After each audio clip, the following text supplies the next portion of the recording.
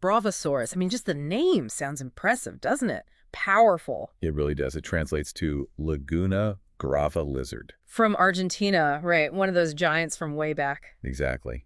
And that's what we're doing today, a deep dive into Bravasaurus. So, relatively recent find, actually, and it's giving us some really fascinating clues about the late Cretaceous. So our mission, basically, is to unpack what this discovery tells us, why it's significant. Yeah, precisely. We're looking at the science behind it, the description, the classification, piecing together its story. We'll be digging into the actual scientific paper that described it, looking at the bones, its family tree, the world it lived in. So if you've ever wondered, how scientists figure this stuff out from just bits of bone, Or if you just find dinosaurs incredibly cool, which, let's face it, they are. then yeah, this deep dive into Bravasaurus is definitely for you. Okay, let's jump in. The discovery itself, when did this happen? Well, the paper describing it came out in 2020. Heckenleitner and colleagues. 2020. Okay, so that is really recent in dino terms. Oh, absolutely. Fresh off the press, relatively speaking. And that name, Bravasaur, you said Laguna Brava lizard. Tell us about that connection. It's named directly after the Laguna Brava National Park in Argentina. That's where the fossils were found. Ah, okay. So tying the ancient creature right to the modern landscape. I like that. Yeah, it's a nice touch. And what about the species name, arrierosorum? That sounds like it has a story. It does, actually. It's a tribute to the arrieros. Who? The arrieros, they were the cattle drivers who moved herds across the Andes back in the 19th century. Wow, really? So connecting this millions of years old dinosaur to 19th century human history. Exactly. It kind of weaves together the deep past and the more recent human story of that specific place. It's a reminder these landscapes have layers of history. That's a really cool grounded connection. Okay, so let's place Bravasaurus in time. When was it roaming around? We're talking late Cretaceous period. So the very end of the age of dinosaurs. Pretty much, yeah. Right before the big KPG extinction event.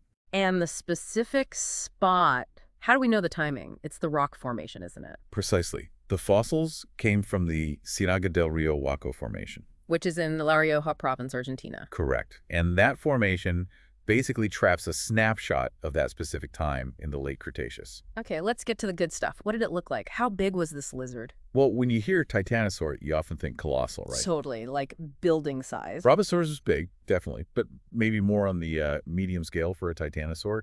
The estimate is around 7 meters long. Okay, 7 meters, about 23 feet, like a big truck. Yeah, something like that. And weight-wise, maybe pushing 2.9 metric tons, so just over 3 short tons. Still pretty hefty. Not something you'd want to meet in a dark alley. Definitely not. Now, finding dinosaurs, it's rarely a complete skeleton laid out perfectly, is it?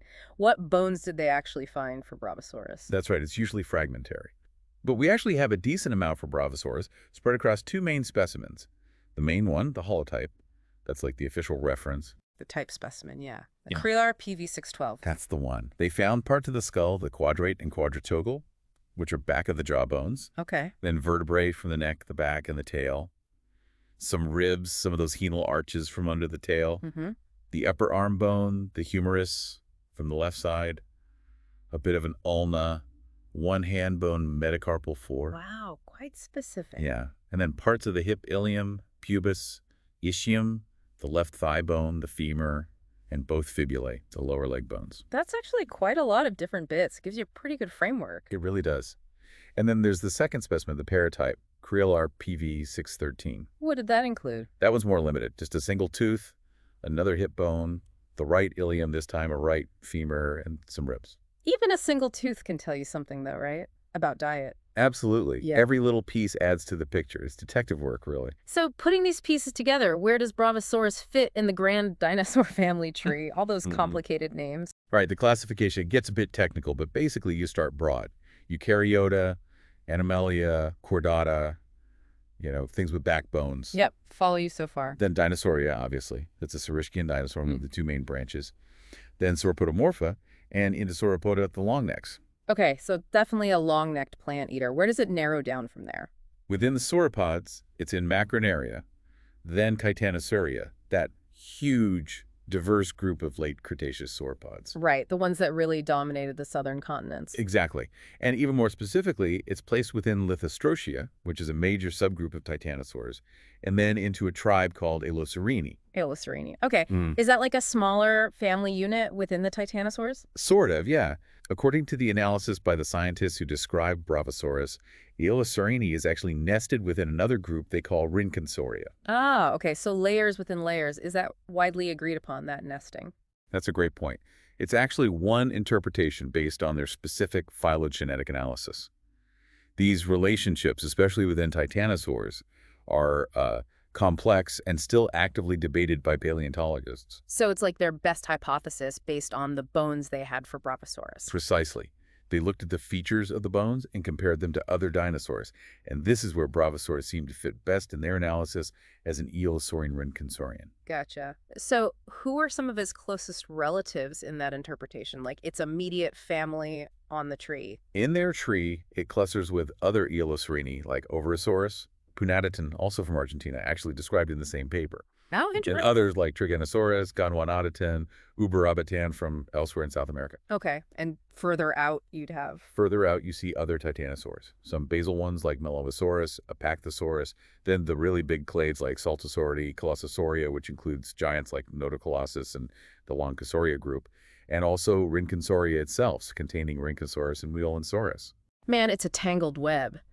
But fascinating how they piece it together. And important to remember, like you said, this is one view, and new fossils could change the picture. Absolutely. Science is always refining these family trees as more evidence comes to light. It's a constant process. Okay, let's shift gears a bit. The place where they found Bravasaurus, the Cabrada de Santo Domingo site. There's something else really special about that spot, isn't there? Something about eggs. Yes, that's a huge part of the story. That particular site is one of the largest, densest concentrations of titanosaur eggs found anywhere on Earth. Get out.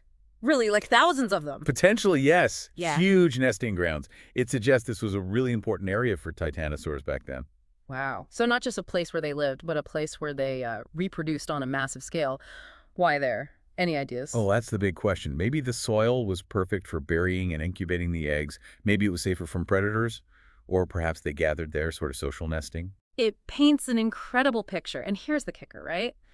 The scientists suggested Bravasaurus itself, or maybe that other one found nearby, Punatitan, Yeah. might be connected to those eggs. Like, maybe these are the dinosaurs laying them. It's a very strong possibility. I mean, you find the adult bones in the same geological layers, in the same location as this massive nesting site. The timing fits, the location fits. Exactly. Now, we don't have, a fossil Bravasaurus caught sitting on a nest. Right, no smoking gun. But the circumstantial evidence is compelling. It strongly suggests that Bravasaurus or closely related titanosaurs living there at the same time were using this area as a major breeding ground. That adds a whole other dimension to understanding its life, doesn't it? Not just what it looked like, but potentially its behavior. It really does. It raises questions about nesting strategies, population density, maybe even parental care, though most evidence suggests sauropods probably didn't stick around after laying eggs. So, wrapping things up a bit. Bravasaurus, the Laguna Brava lizard, late Cretaceous Argentina. A medium-sized titanosaur, maybe 23 feet long. Yep, part of that Aeolosaurine group, nested within Rhynchosauria, according to its describers. And crucially, found in an area just packed with titanosaur eggs, hinting at a potential link to nesting behavior. That's a great summary. It's another important piece in the puzzle of South American dinosaur diversity, right at the end of their reign. It just blows my mind thinking about paleontologists piecing this together from fragments. The challenges, but also the excitement of finding these clues. It's painstaking work, but incredibly rewarding when you can start to reconstruct these ancient ecosystems. And Bravasaurus really shows how each new find can spark new questions, right? It makes you wonder, what else is waiting in the rocks of Laguna Brava? What other stories are buried there? Exactly. That's the exciting part. There's always more to discover.